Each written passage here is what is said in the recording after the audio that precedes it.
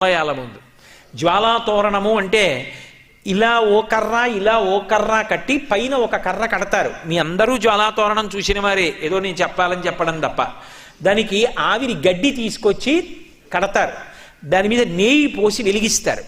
వెలిగించి ఆ మంట అంటుకోవడం ప్రారంభం అవగానే పల్లకీలో పార్వతీ పరమేశ్వరుల యొక్క ఉత్సవమూర్తులను ఉంచుకొని ఆ మంట కింద నుంచి 3 మార్లు వెళ్ళొచ్చేస్తారు. ఎందుకు అలా పెడతారు జ్వాలాతోరణం కింద నుంచి అంటే, జీవి అనేకమైనటువంటి పాపములను చేసి శరీరం విడిచిపెట్టిన తరువాత పరిగెత్తి పరిగెత్తి పరిగెత్తి పరిగెత్తి పరిగెత్తి దాహంతో చిట్ట చివర ఆ యమసదనానికి వెళ్ళినప్పుడు మంటలతో ఉన్నటువంటి తోరణం కింద నుంచి లోపలికి వెడతాడు అని శాస్త్రం హక్కు. శాస్త్రం కదా ప్రమాణం. నాకు నచ్చిందండి నచ్చలేదండి అని చెప్పడానికి కాదది. తస్మాత్ శాస్త్రం ప్రమాణంతే కార్యాకార్యం వ్యవస్థితౌ.